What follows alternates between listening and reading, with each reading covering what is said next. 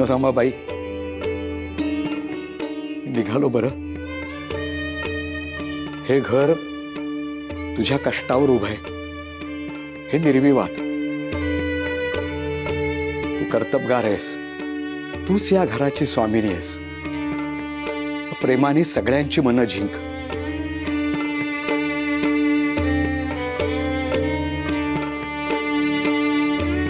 मी निघालो माझ्या विठुरायाकडे. रामकृष्ण हरी.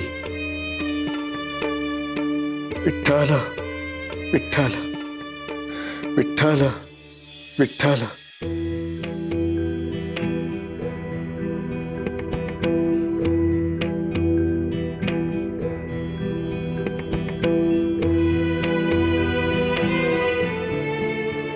विठ्ठल विठ्ठल.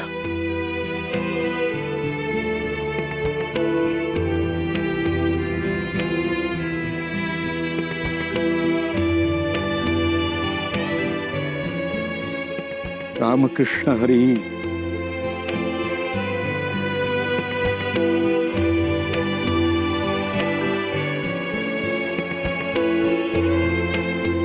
विठ्ठल विठ्ठल.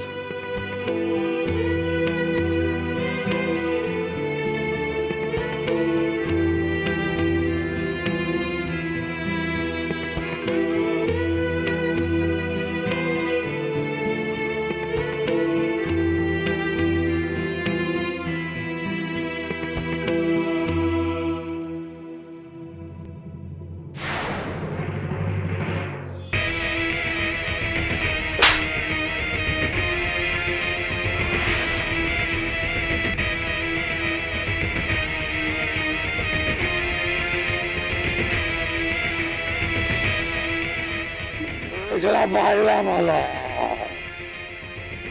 एकला पाडला.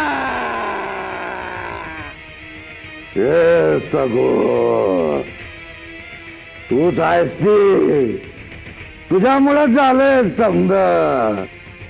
वाय समजा मला तुझ्या पाया पडायला लावलास. अख्ख्या गावामोर माझ्या परीस मोठी झाली वय ग तू. या सगो लय अपमान केला माझा तू. लय अपमान केला. या अपमानाचं सोड घेणार आणि त्या आगीत तुला संपवून टाकणार. और पळून मारणार. आपला शब्द सगळा मारणार. या मेलो तरी अपमान विसरणार नाही. तुला संपून मग शांत होणार मी.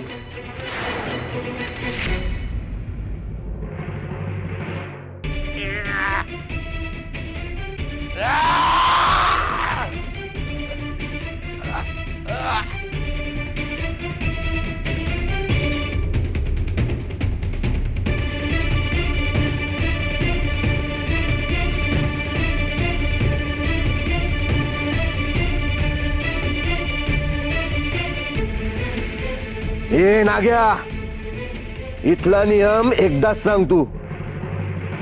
इथून टोपलीतून एक थाळी येईल. ती बी दिवसातून एकदाच येईल.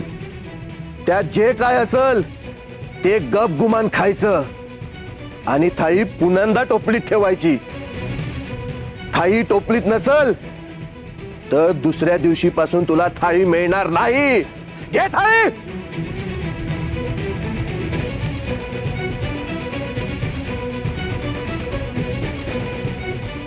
आणि टोपलीत थाळी तशीच असल तर तू मेला आहेस असं समजून दुसऱ्या दिवशीपासून तुला थाळी मिळणार नाही.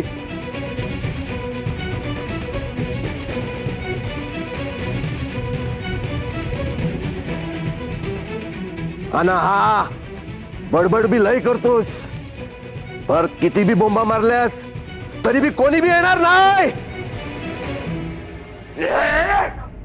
नाग्या म्हणतोय ऋषी पौर्णिमाला.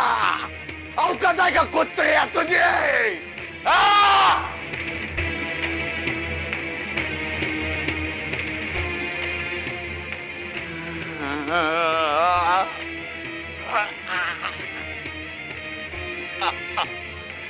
दुर्दशा दुर्दशा केली सगो तू आमची दुर्दशा. तुझ्यामुळे आलो या काळकोठडीत आम्ही. इथं घेतलेल्या प्रत्येक श्वासाचा बदला घेणार यो नागोची. रक्ताच्या शेवटच्या थेंबापर्यंत तुला सोडणार नाही. लक्षात ठेव हे सगळं.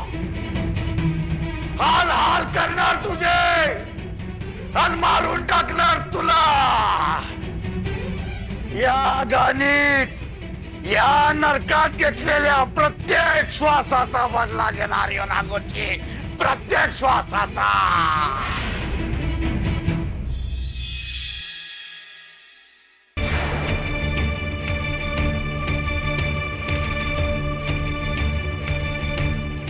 रमाई, ए रमाई, आमची जेवण झालीत ग. जा आता, यमुनाताई आणि काकू जेवायला बसताय, तुला बोलवताय.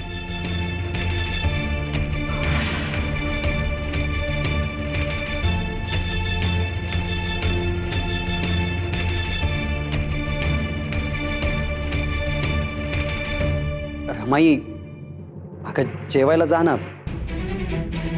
दुपारी पण तू नीट जेवली नाहीयेस. चल उठ, जेवून घे.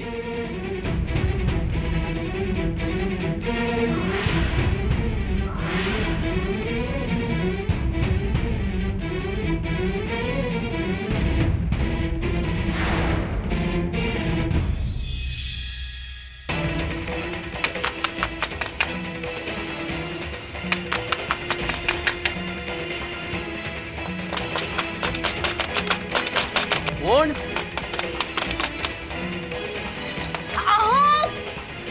कोण मध्यरात्री दार वाजवते? काय झालं?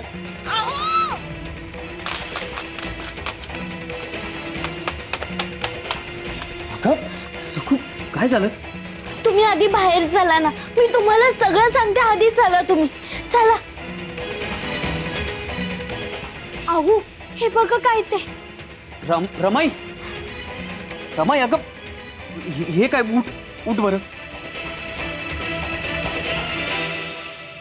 काय झालं? अगं काय झालं काय रमाई? इथे कुठे झोपतेस तू? चल तुझ्या खोलीत जाऊन झोप. उठ. नाही नाही, नको. मला माझ्या गुरूंच्या चरणाशी राहू दे. तेही आता तुम्हाला बघवत नाहीये.